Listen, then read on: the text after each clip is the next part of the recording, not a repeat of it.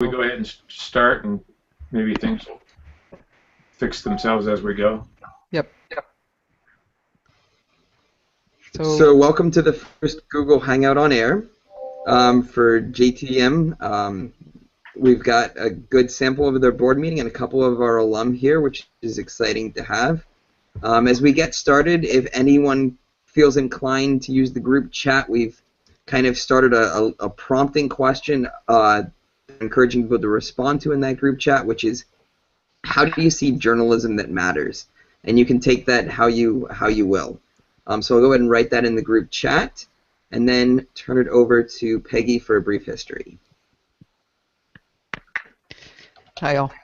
I found myself asking, given the makeup of who's here, does it make sense to give you some background? And I'm thinking it does, because even though several of you have been around for a while, not sure how much back history you have.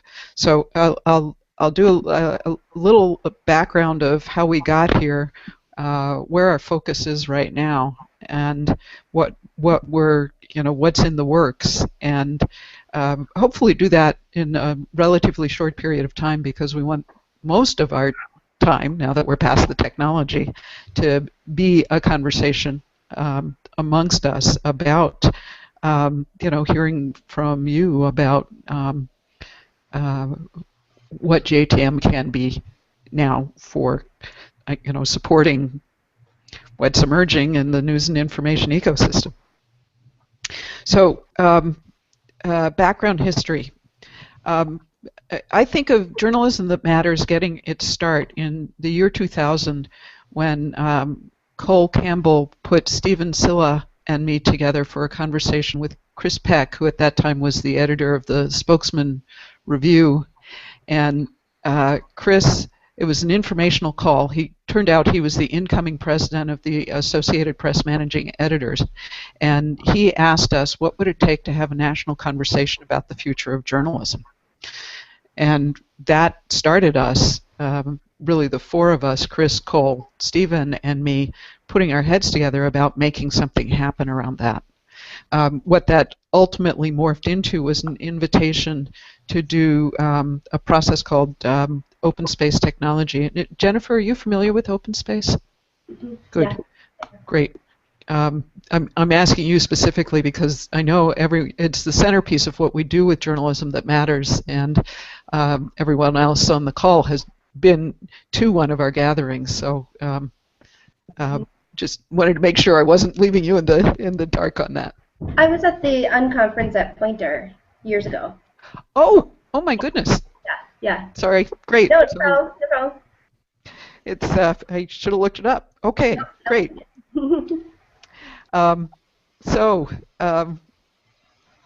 The first one of these that we did was at the APME conference in October of 2001, which turned out to be a pretty extraordinary time to be hanging out with a lot of journalists, because of course 9/11 happened, and Chris was getting all kinds of advice to just cancel the conference. And so about 3 weeks before it, the four of us were on a conference call and exploring the question, what is this about really? Why is this important to do?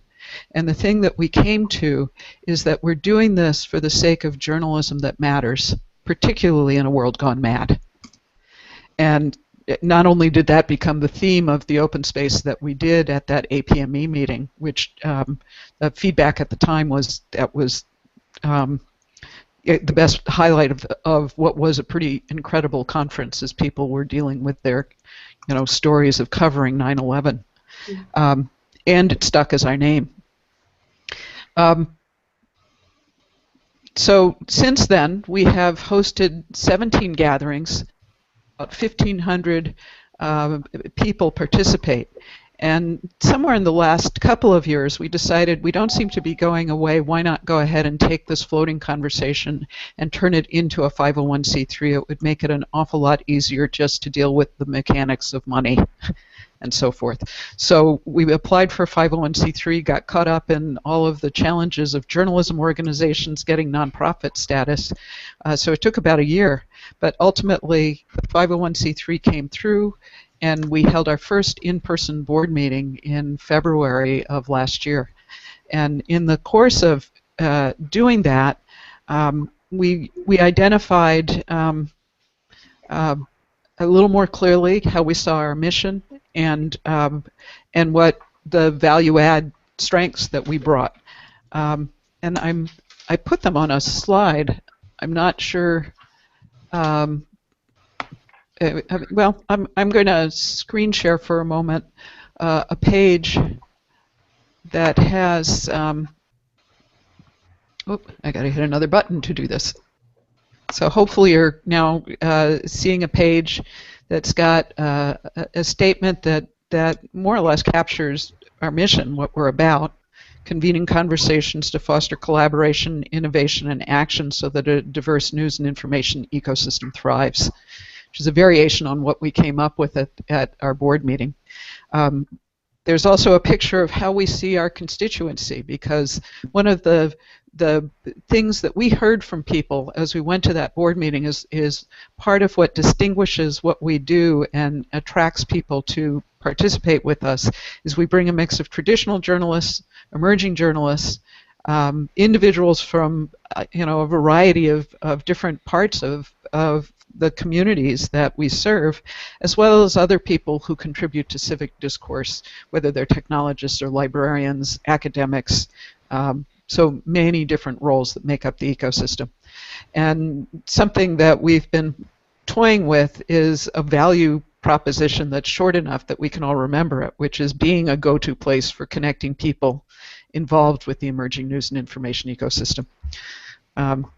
That's a work in process. So with that as background, fast forwarding, well, one last thing about that board meeting is that we really identified three kinds of activities. One, the work of engagement, whether it's face-to-face as we've always done or online as we're about to step into, bringing a diversity of people together. And two areas that really popped at that meeting. One was the notion of bringing the skills of what we know how to do to dealing with gnarly problems, and you'll be hearing more about that from Mike in a sec, in a project that we're in process with the American Society of News Editors on, and frankly, Jennifer, one we hope we can get you involved in. And the other is a project we call the Illuminations Project that's been funded by a grant from the Mott Foundation. So I think that basically takes me up to present. And Mike, do you, unless there's anything you're curious about from the past, I'll ask Mike to say a few words about what we're doing with ASNE. So. Okay. Well, as Peggy said, we're talking about one of our core competencies being dealing with gnarly problems. The idea of if you've had a problem that you've bashed your head against for a long time and haven't made any progress, maybe some of our convening techniques and our experience in gathering conversations would be helpful to you. And in that conversation, I thought of the ASNE long-time commitment to diversity.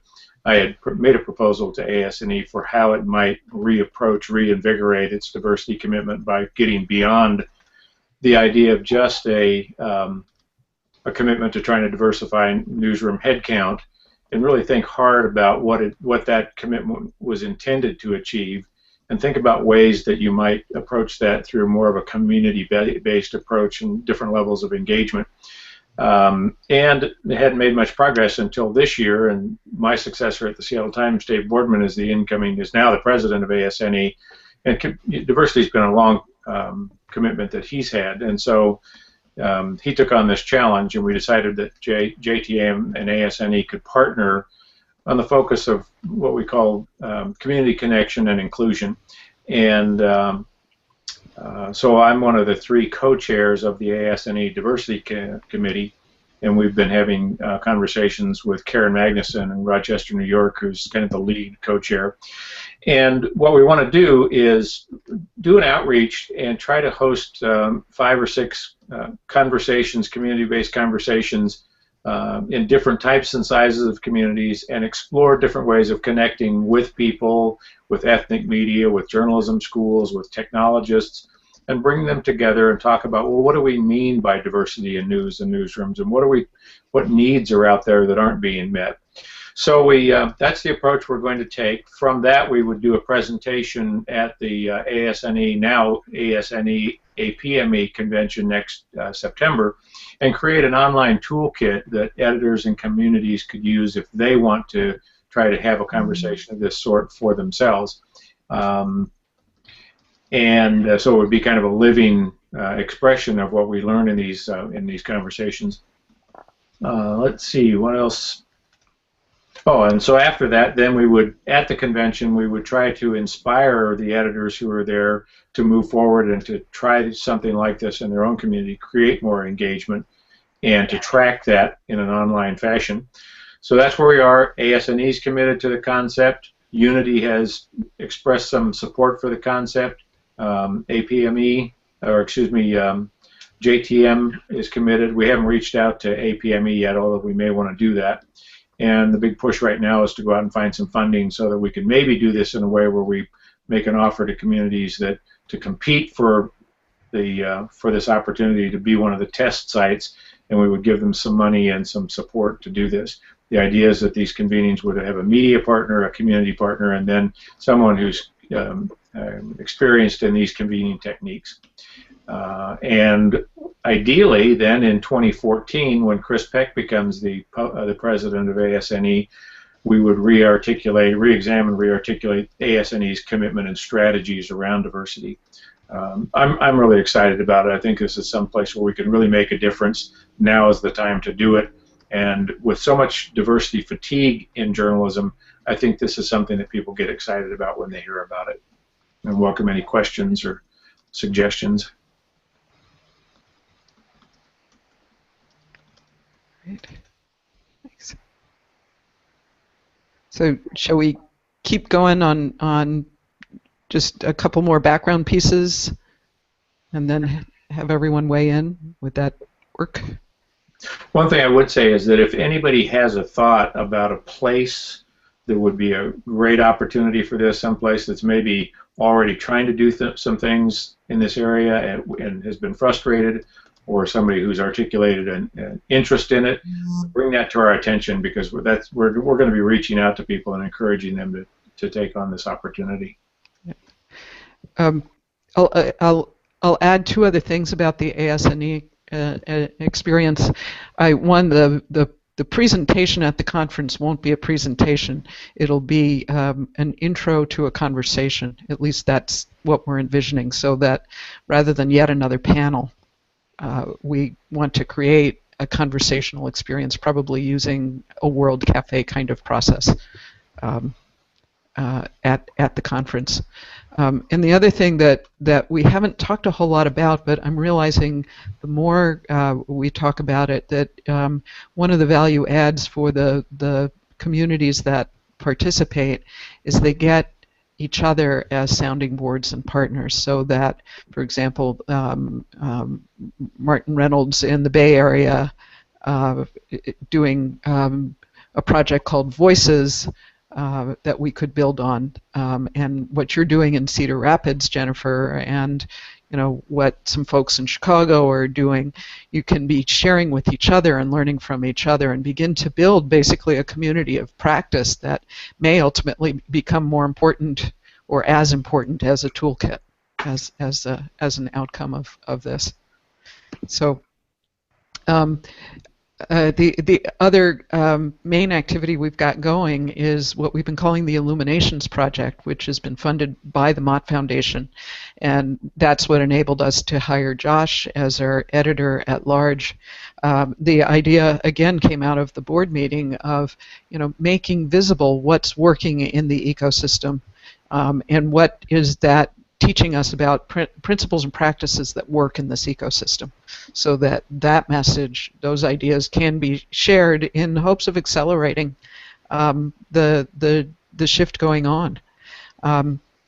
Josh has been doing a weekly column spotlighting interesting trends, and has also started a weekly newsletter. And we're in the beginning stages of designing an online JTM style conference.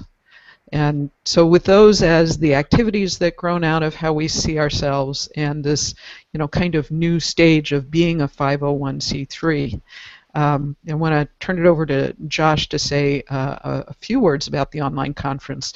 We want to bandy that about a bit, and then really move into a more open-ended conversation about where from here.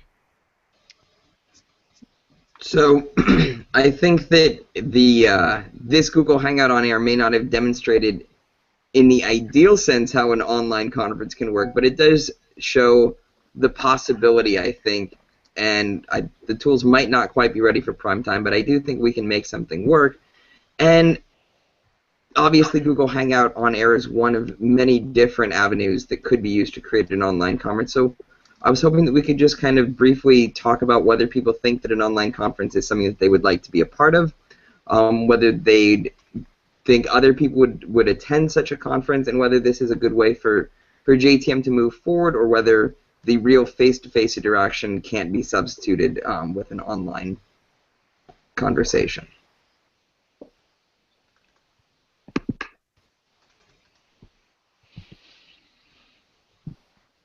This is where you guys get to talk. Well, I like the accessibility of an online conference. There's not a lot of travel money floating around in journalism circles these days, so being able to get people to the conference can be difficult. So I think you probably do lose some by not having the cocktail hours and the free floating conversations and everything, but maybe not thinking about it as a replacement for an in-person conference, but as a different type of connection. Maybe we should have an expectation that everybody will have a cocktail at their computer. Just loosen things up. Well, I've long thought that as marvelous as the JTM gatherings are, that it's just a shame that if you don't have the time and the wherewithal to stage one, then all the opportunities for finding new friends, partners, new ideas, breakthrough ideas is just not being practiced very successfully, and I think it's worth a try. Mm-hmm. And we'll see. We have convened a group that's going to kind of give us their suggestions for the best way to do this, and we're going to do a phone conference in a week or so, and we're getting some good people offering to help us kind of join the planning effort, so that's good. Yep. Anyone else want to weigh in? I don't think we can hear Tom. Tom, are you muted? He's never shy. Tom, have you looked at... Oh, actually, let me try something. You've ignored... Oh, sorry, I just turned Tom off. I wonder how I turn him back on here. You just blocked him. I just blocked him. How do I unblock him? Yeah, that's asking me if I want to block him too. Boy, I like this. Tom. if Tom he isn't one of leaves, them, but there are a lot of people I'd like to block. I know, Tom, you're not one of them. oh, that didn't work. You can hear us still, can he? Yeah. He can hear us. He's responding. It's just every time he talks, nothing happens. I got you. Presumably because his microphone isn't actually picking up his voice, because Google doesn't say that it's muting him. How do I turn him back? Tom, move around. Well, I can add him to my see, circles. he's back. He's back. We just don't have audio. Oh, Peggy blocked him, and I think he's gone forever from Peggy's screen. Peggy, we can see Tom, and Tom's moving. Good. We just can't hear him, so you just lost a friend. But I did. This is so weird. I blocked him, but it did let me add him to my circles. I was muted earlier, but I had a little red block that said I was muted, just a little red block up in the upper right-hand corner. So, Tom, if you have a little red block up in the upper right-hand corner, you might click on that, but otherwise, we're just not going to hear from you. Well, type in the box. Type it. No. Yes, he could type in the box, couldn't he? In the chat. We lost your voice and your fingers, Tom? Oh, they're still there. Good.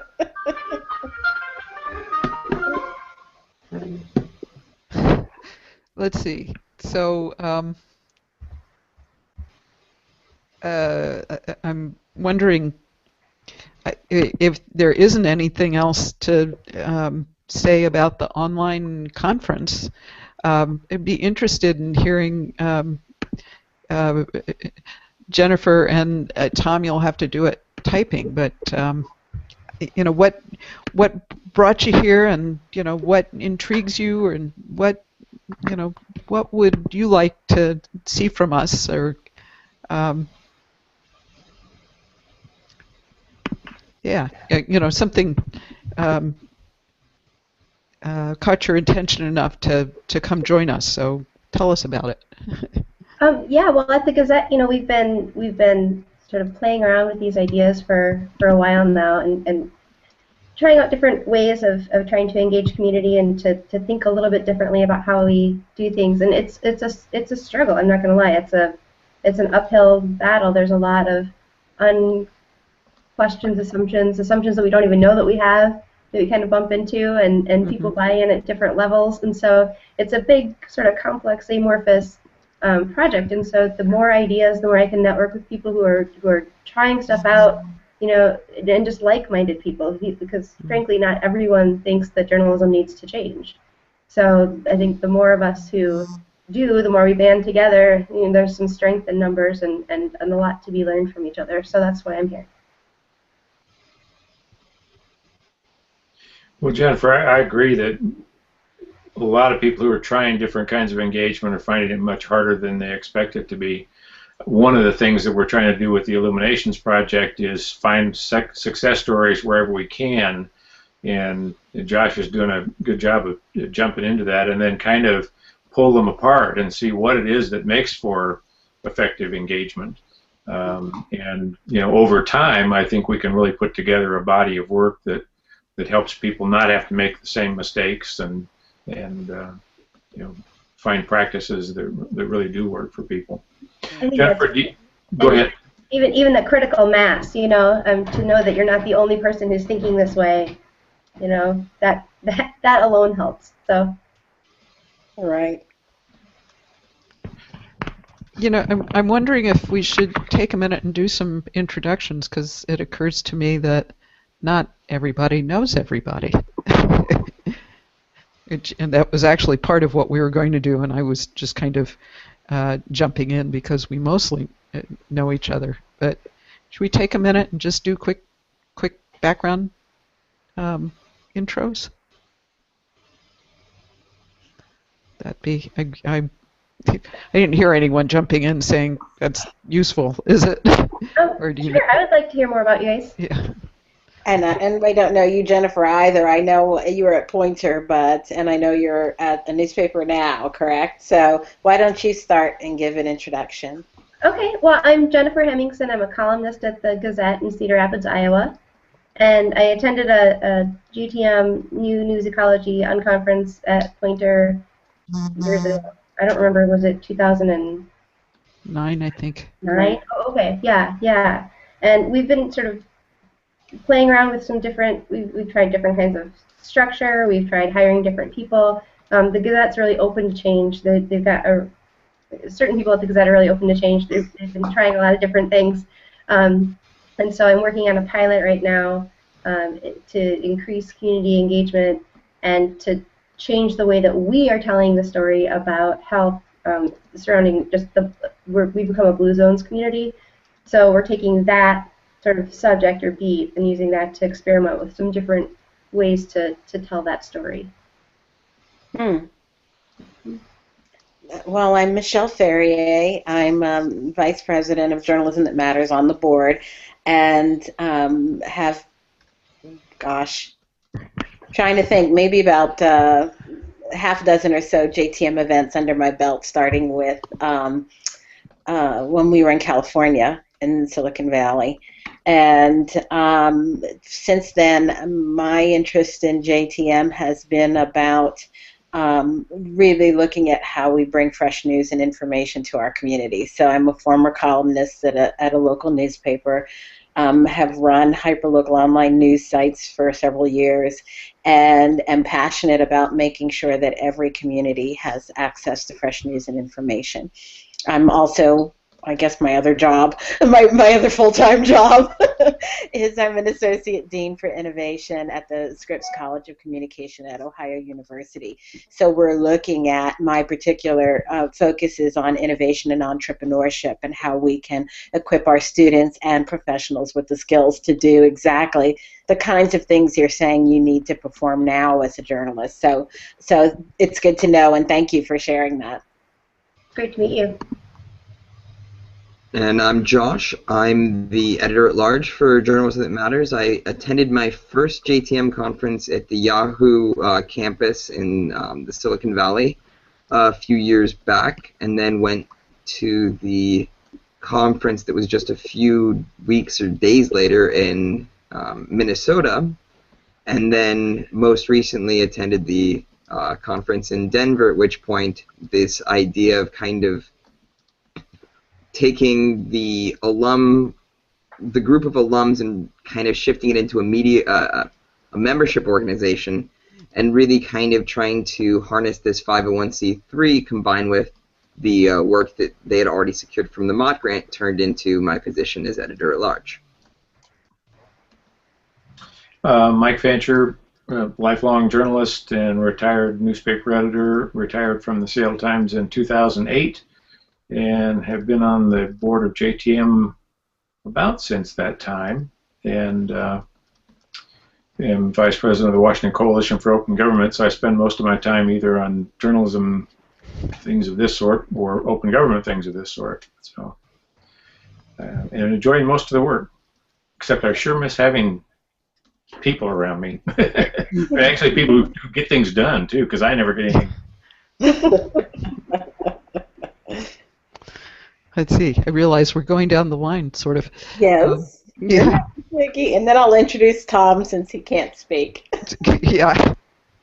I'm curious if I try and do a hangout with him in the future, can I see him? Or is he permanently blocked? Let's see. Peggy Holman, one of the co-founders of Journalism That Matters, coming out of a non-journalistic background, but got involved because doing conversational practice in organizations and communities was where my work has lay for almost 20 years now. And I have 2 books, one in its second edition, the first called The Change Handbook, which is an edited collection of conversational practices.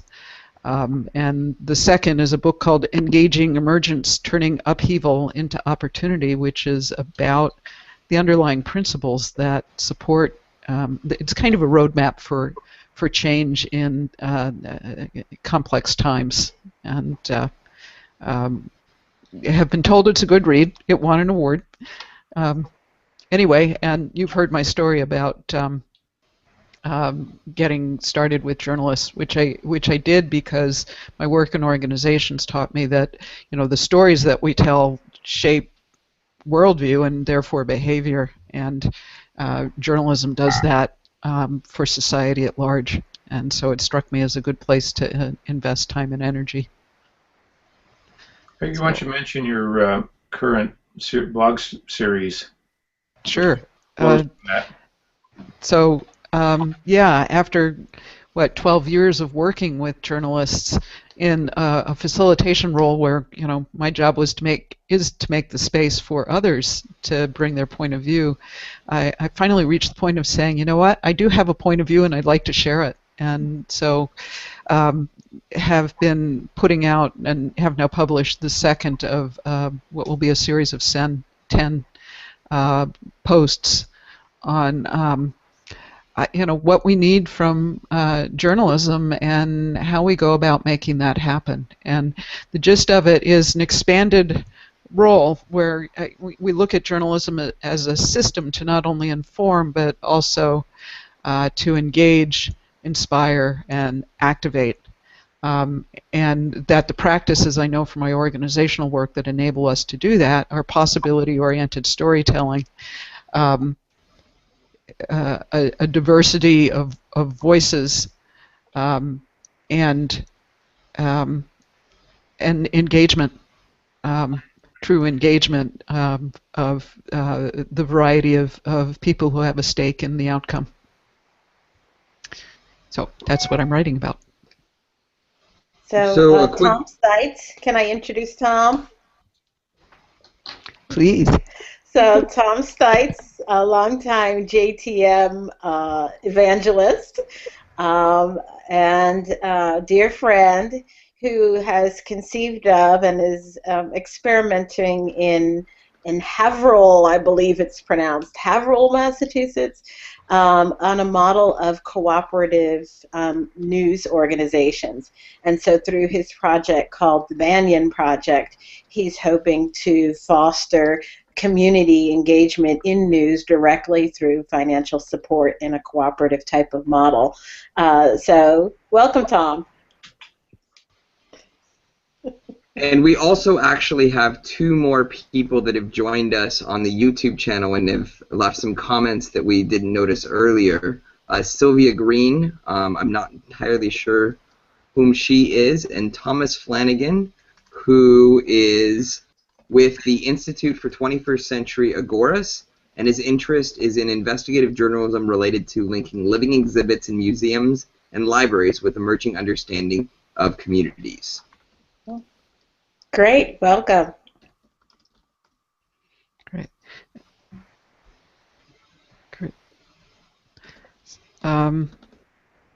So thanks for monitoring the other channel, Josh. So we wanted to really take these last few minutes to hear any thoughts, questions, observations, interest, guidance that you think would be useful as we pursue any of these projects that we've mentioned, or if there's something that we're not paying attention to that you think we should. So those of you on the other channel, there's either a link that you can use to come join us over here that's in the stream, or if you would type a comment, Josh can bring them forward. And those of you who are here, I guess, Tom, that applies to you too. If you have something to contribute, please voice it. And otherwise, any words? Or suggestions for how we can do this better. Yeah.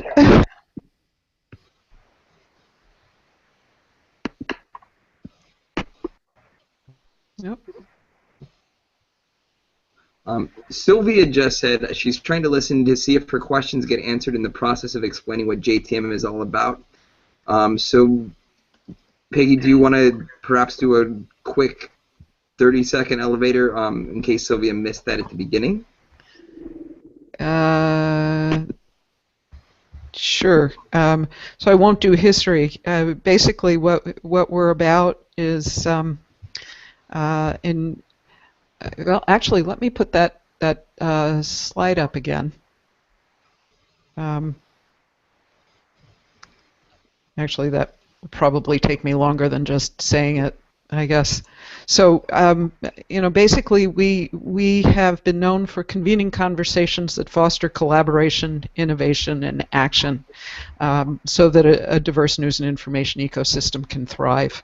And what's distinct about us is everything that we do has an engagement kind of conversational base to it, and we do that with a diversity of constituents, both traditional and emerging journalists, other people who are part of the discourse around civic engagement, like librarians and technologists, and then media activists, academics, individuals from communities who see a role for journalism in the well-being of communities.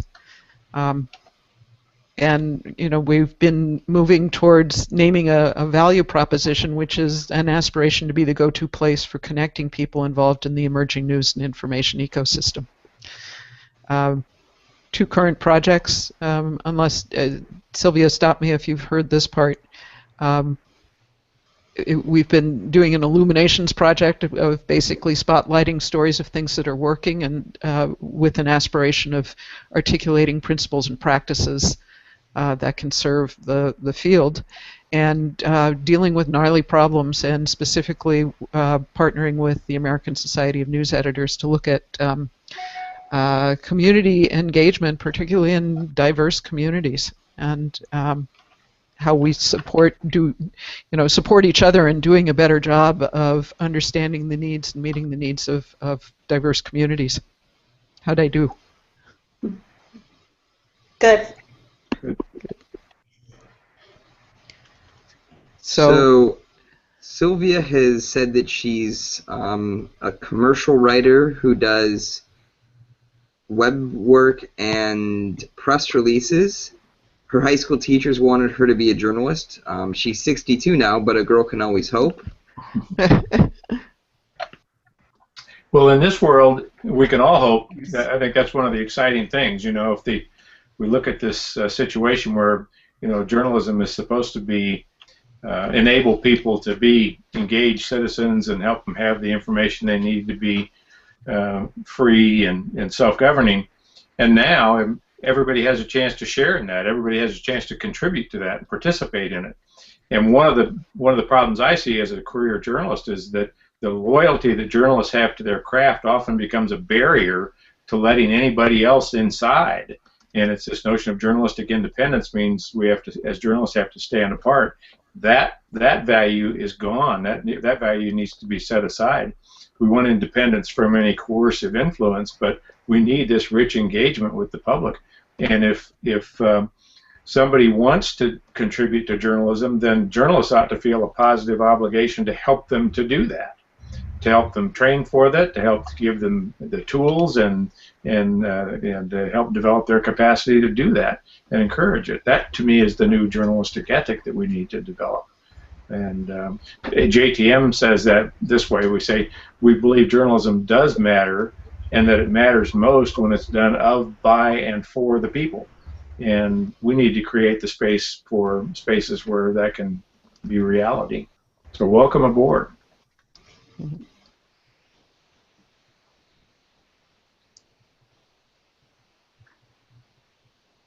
So I'm wondering if there's anything else that needs to be said or wants to be said, and if so, Jennifer, I saw your head nodding. So. Oh, I was so excited to hear that. Yeah, thank you. So. Yeah. I guess I just want to say thank you all so much, because this is really, it's really great to be sort of re-engaged with people who are of like minds. So. Super. Well, most people that I talk to who have attended a Journalism That Matters convening talk about the fact that they felt they were in a welcoming environment, that they had an idea that they were passionate about, and they would talk to people about it and get all kinds of pushback as to why it couldn't happen. They go to JTM and suddenly they meet people who are encouraging them, who have ideas, who are willing to work with them. I mean, that's the spirit that people walk away from JTM events. And if we can create that kind of spirit in the virtual space as well with Josh's Illuminations work and the convening that we want to do, it's I think it could be a very powerful force. Mm-hmm. Oh, it muted me while I was typing. I think just do a wrap, which is to, as we introduced each other, just doing around the circle again for any parting comments, some thought or idea or feeling that you're taking from having been here on this call. So, yeah, we'll end by hearing each of our voices. So, Except Tom's. Unless Tom can type. Peggy, you're buzzing all of a sudden. I don't know if your mic is loose or. Sorry about that. I'll try turning it. I can see it doing that. Well, I just start by saying I think I kind of echo what Jennifer has said, that what has been valuable for me with JTM is getting together with like-minded people. Oftentimes you're in the newsroom or you're in the classroom or wherever your venue might be where you're performing journalistic acts, and yet you think of something that could be better or could be done differently, and it's almost heresy to speak those thoughts. And so here in JTM, we've been welcomed, all of us, including Tom, with all of our harebrained ideas about how we think we can make journalism and democracy better. And we find people that are encouraging us to follow that passion. And so I think if we can harness that in these online calls in small groups like this, where we can at least connect with someone else who's of a like mind, then I think we've performed our purpose in keeping Jennifer's flame lit and Tom's flame lit as they go back into their respective communities to make their communities a better place.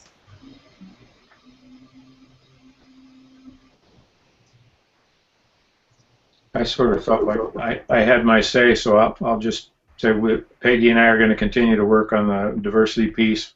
Next week I'm meeting with people from the Seattle Times and the University of Washington and the Pacific Science Center in Seattle and the city of Seattle, because there's going to be an exhibit on race, and just the convening power of the newspaper to bring all those other people together to talk about how we can optimize this experience and make it better for people. That's what journalism needs to do and tries to do. So I'm delighted to have the opportunity. And I think that it's been really great to see how this little experiment went off. It was kind of a dry run for what we'll be doing when we put forward with an online conference. And I think we do have quite a few kinks to work out, but it's possible we can make it happen. And I'm looking forward to seeing you all in the first online JTM conference. Great. Thank you. Great. Thanks, Tom. So, Josh, we're signing off? Great. Okay. See you, Peggy. Thanks so much. See you, Jennifer. Bye. Thank Tom. you. Bye.